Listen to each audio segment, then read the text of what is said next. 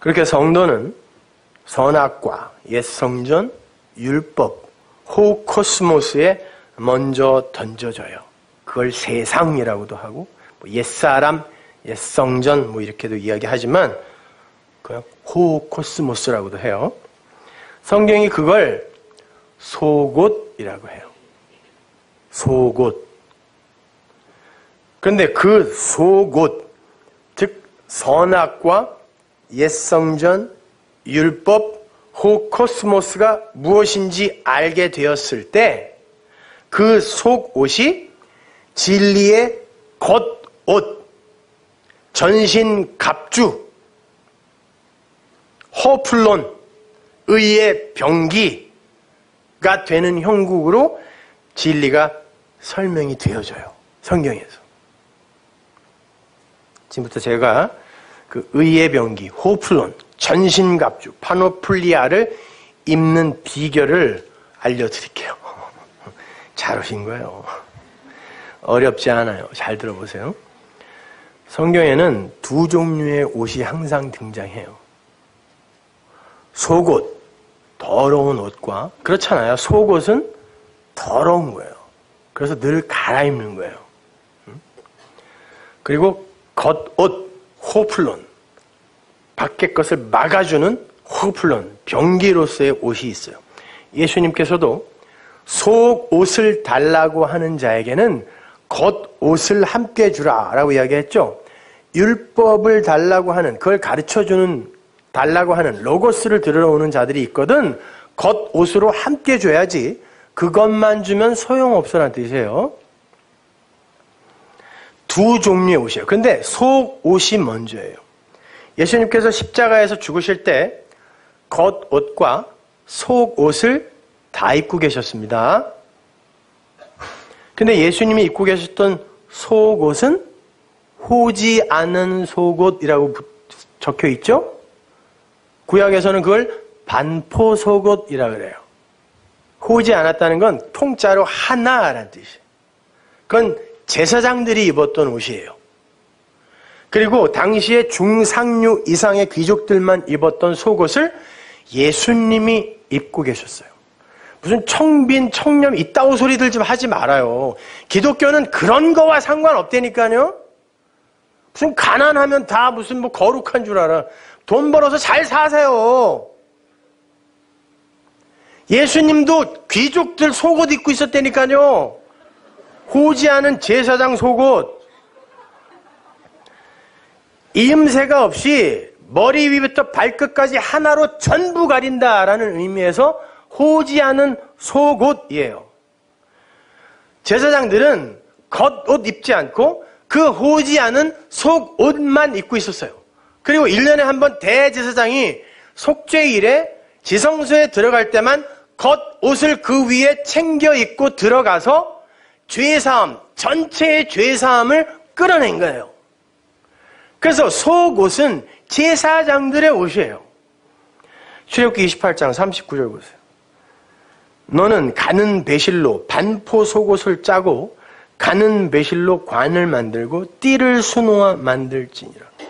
이렇게 반포 속옷은 제사장들과 옛성전으로 대표되는 율법을 가리키는 거예요.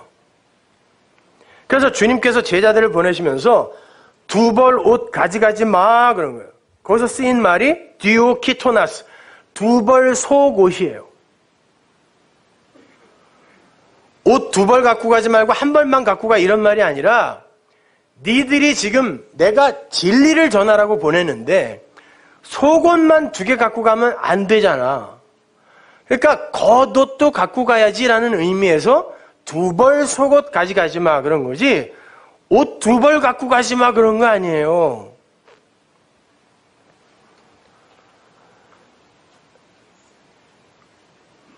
그러니까 속옷을 두 번 갖고 가게 되면 슈퍼맨 옷차림이 되는 거지. 그러니까 습한 내복에 위에다가 팬티를 입은 그게 속옷 두 벌이에요.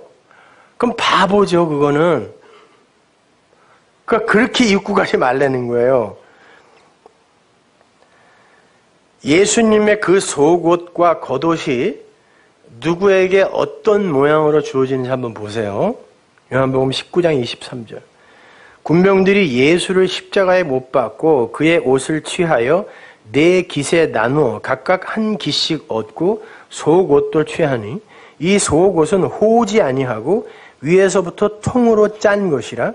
군병들이 서로 말하되 이것을 찢지 말고 누가 얻나 제비 뽑자 하니 이는 성경에 저희가 내 옷을 나누고 내 옷을 제비 뽑나이다 한 것을 응하게 하려 함이로라.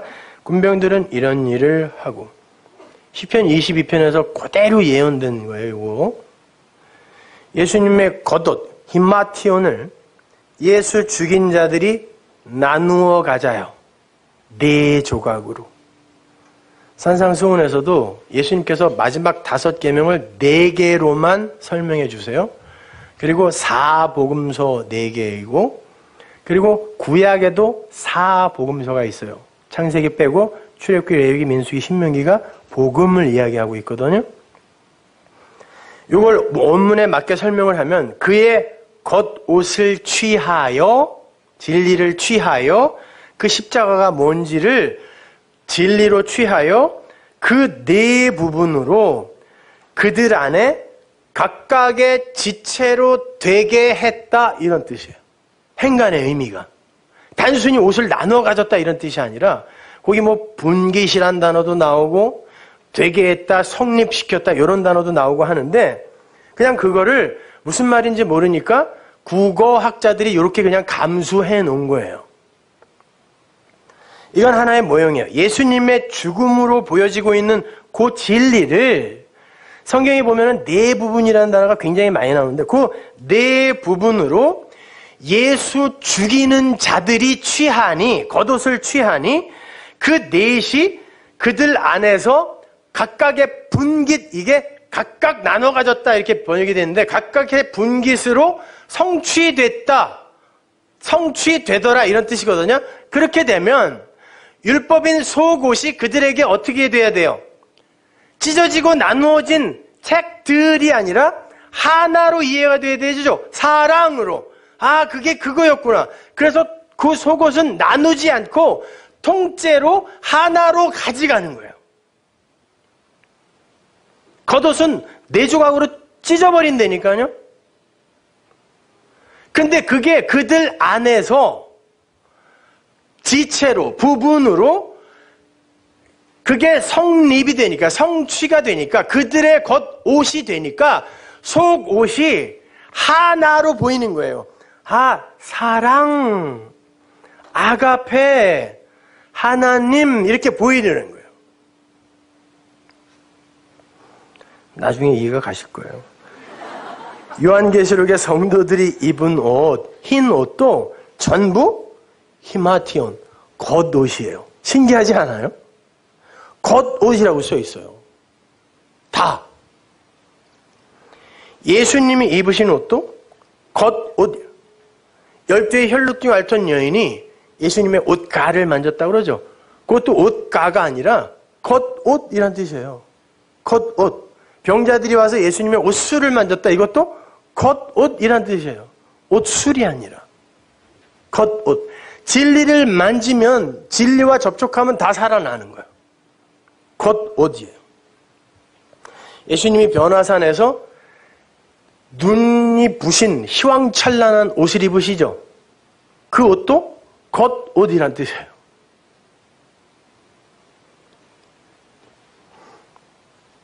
그래서 계시록에서도 자기 옷을 지켜 벌거벗고 다니지 마라 라고 이야기한 거예요.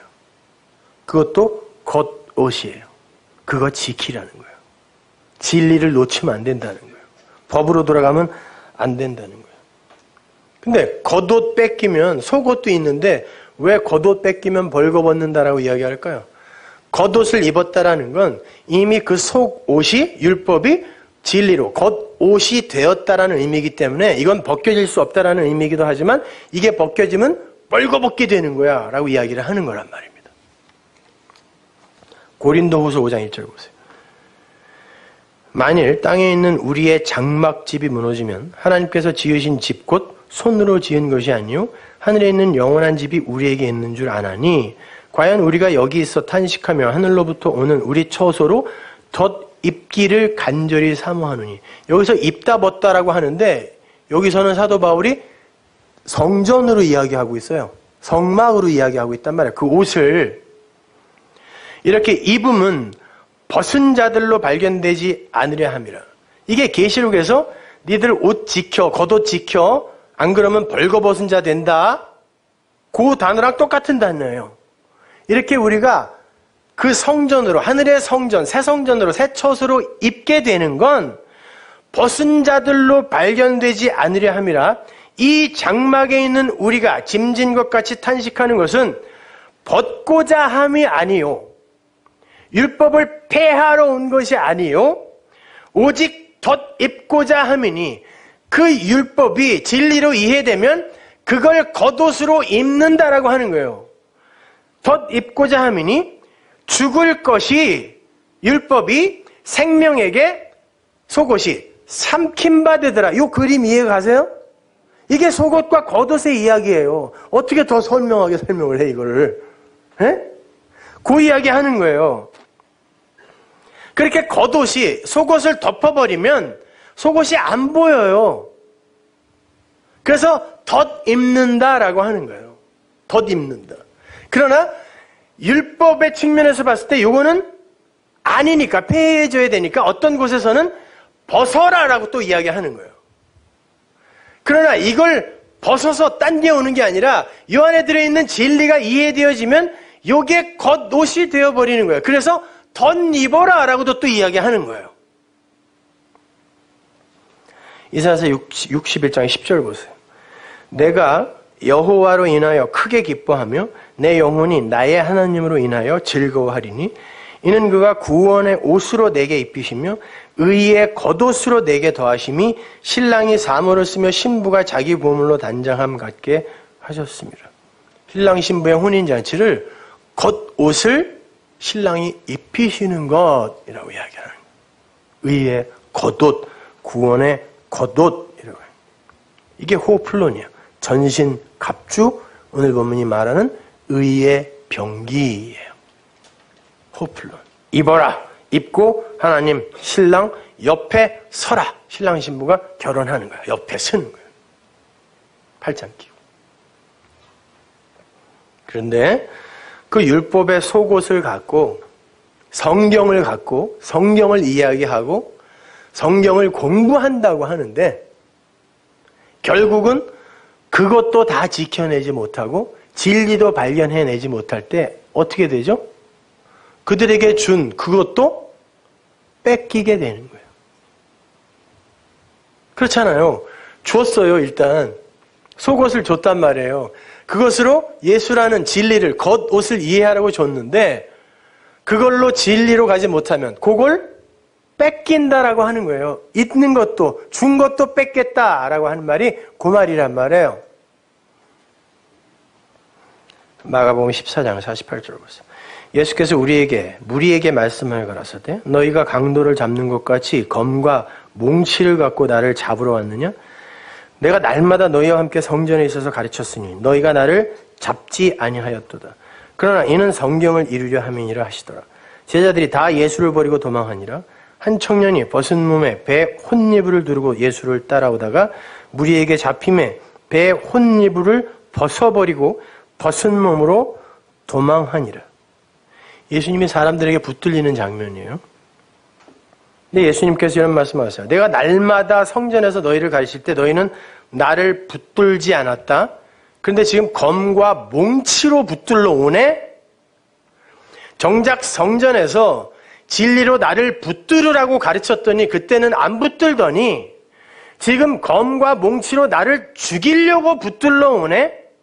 여기서 이 붙들다, 크라테오가 붙들다, 지니다, 취하다 이런 뜻이에요. 진리를 붙들 때도 쓰고 어떤 사람을 해를 가하기 위해 붙들 때도 쓰는 단어란 말이에요. 인간들이 진리로 예수를 붙들지 않고 검과 몽치로 죽이려고 붙들러 온 거예요.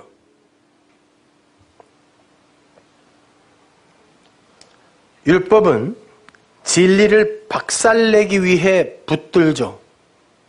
진리가 되기 위해 붙들지 않아요.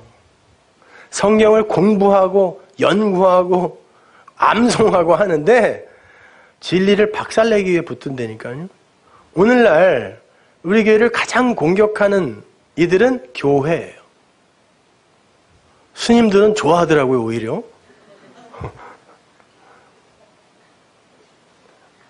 무슨 뜻인지 알고 좋아하는지 모르겠지만 하여튼 어떤 스님이 듣더니 이 사람 진리 전하는 사람이네 그러더래요. 이게 좋아해야 할 일인지. 제자들이 하나도 빠짐없이 다 도망갔다 그래요. 그들에게 예수의 십자가는 부정하고 더럽고 무서운 것으로 여겨졌던 거예요. 그러니까 도망간 거예요. 제자들조차. 그들도 예수를 검과 몽치로 잡으러 온 자들과 하나도 다를 바가 없다를 보여준 거예요. 근데 그 무리 속에 한 청년이 등장하죠. 그 청년이라는 단어와 무리라는 단어는 네아니스코스라는 단어로 같은 단어예요. 한쪽에서 그걸 그냥 단수로 쓰고 무리는 그걸 복수로 쓴 거거든요. 같은 놈들이다라는 거예요. 근데 내가 요 청년의 이야기로 그게 뭔지 설명해 줄게 이런 뜻이에요. 그래서 같은 단어예요. 네아니스코스. 이게 뭐 마가라느니 누구라느니 이건 몰라도 돼요. 그게 누구면 어때요? 뻘거벗고 도망간 게. 잘 보시면 그 청년이 뭘 두르고 있는데 배 혼니불을 두르고 있다 그러죠. 이게 신돈이에요. 제사장의 옷, 속옷을 만드는 고운 삼배를 이야기하는 거예요. 배. 쉽게 말해서 속옷이라는 거예요. 그리고 벗은이라고 번역된 단어는 우리가 조금 전에 읽은 고린도후서 5장에 우리가 입음은 벗은 자들로 발견되지 않으려 함이라 해서 그 단어와 똑같은 단어예요. 근데 어떤 놈이 지금 벗은 자로 도망가고 있는 거예요. 그 똑같은 단어로. 뭘 벗겼겠냐고요. 예수를 진리로 알아보지 못하는 자들에게는 이미 준 그것도 벗겨버린다는 거예요. 그래? 도망가. 가려면 가. 그러면 너희들에게 준 이것도 필요 없어. 라고 벗겨버리는.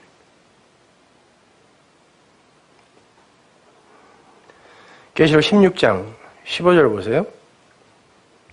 보라 내가 도적같이 오리니 누구든지 깨어 자기 옷을 지켜 벌거벗고 다니지 아니하며 자기의 부끄러움을 보이지 아니한 자가 복이 있도다. 이거 창세기 이야기하는 거 아니에요. 벌거벗었으므로 숨었습니다. 그래서 가렸습니다. 뭘로? 가짜 진리의 띠로. 무화과나무 잎사귀 띠로.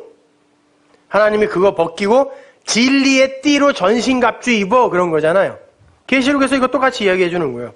그 옷 입었지 벌거벗고 도망가지 않도록 그거 지켜.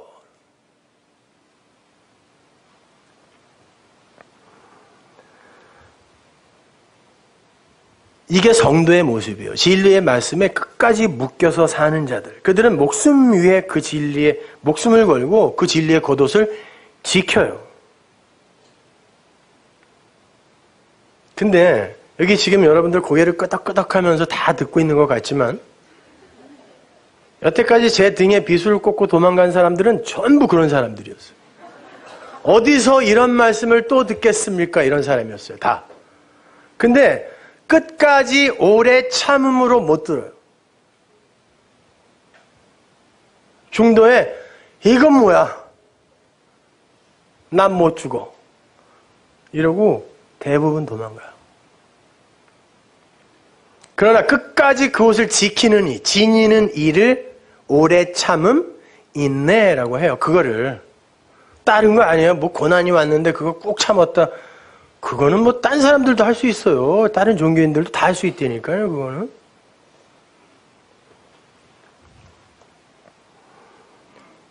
그 겉옷은 속옷이 무엇인지를 알 때 그 속옷 위에 덧 입게 되는 거예요. 그때 그는 그리스도 기름 부음 받은 자로 다시 살아나게 되는 거예요. 계시록 로마서 13장 14절 보세요. 오직 주 예수 그리스도로 옷 입고 정욕을 위하여, 이게 에피두미아예요. 오늘 본문에 나오는 몸의 사욕, 음욕, 이렇게 번역이 되는 단어, 희생제사. 그리스도로 옷 입고 율법주의 안에서 정욕을 위하여 육신의 일 좀 도모하지 마, 이 말이에요. 로마서 13장 14절이. 그러니까 그리스도가 우리의 겉옷이에요. 우리가 지켜야 할, 목숨 걸고 지켜야 할 겉옷이란 말입니다. 그걸 지키지 못하면 에피두미아, 정욕을 위하여 육신의 일을 하게 된다라는 말이에요. 여기도 역시 희생제사라는 단어가 쓰인 거예요.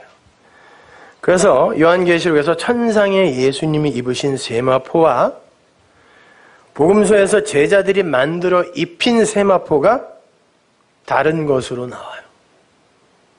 개역성경은 똑같이 세마포로 번역을 했지만 계시록 15장 6절 보세요. 7 재앙을 가진 7 천사가, 이거는 예수님이 이야기하는 거예요. 성전으로부터 나와 맑고 빛난 세마포 옷을 입고 가슴에 뭘 떼요?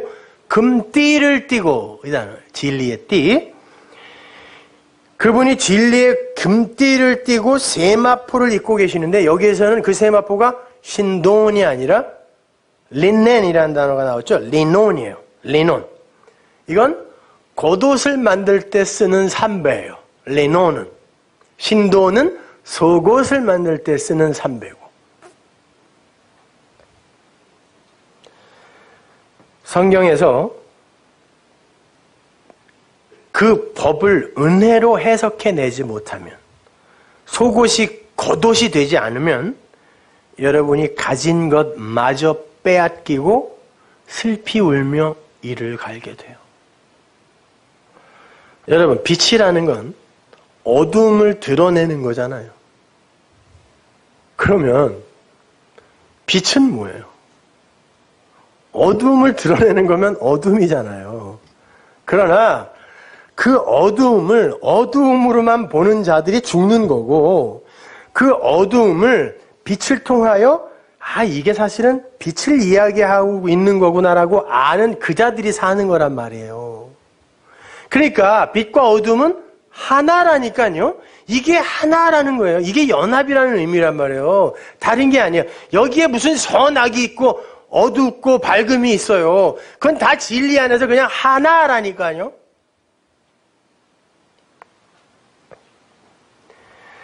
율법은 그 자체로는 어두움이지만 그 어두움의 정체를 빛을 통해 보게 되면 그게 곧 빛이잖아요. 모든 건 다 진리를 담고 있어요. 진리가 되면 모든 게 다 나를 통하여 진리가 돼요. 그래서 그들이 나를 기뻐하는 거예요. 하나님의 아들이 나타나기를. 자, 보세요. 그러면 그게 벌거벗음이고 그렇게 말씀이 없는 게 굶주림이라면 구제가 뭐예요? 진짜 구제가 뭐예요? 벌거벗은 헐벗은 자들을 입히고 굶주린 자들에게 먹이는 게 구제죠. 그럼 기독교인이 해야 하는 진짜 구제가 뭐겠어요? 진짜 구제가 뭐겠어요? 말씀을 전하는 거예요. 진리를 전하여 그들에게 겉옷을 입혀주고 하늘의 생명 말씀을 그들에게 주어 먹이는 거, 이걸 성경이 구제라 그래요. 성경에서 불쌍한 이들, 구제의 대상을 뭐라 그래요? 고아와 과부라 그러죠. 고아는 뭐? 아버지가 없는 자, 과부는 신랑이 없는 자, 그들에게 아버지와 신랑을 소개해 주는 게 구제예요. 그걸 섬김이라 그래요. 그래서 고아와 과부가 대표로 나오는 거예요. 불쌍한 사람들이 뭐 그 사람밖에 없어요? 성경은 전부 진리만 이야기하고 있어요. 그렇기 때문에 그 단어 하나하나가 다 의미가 있다니까요.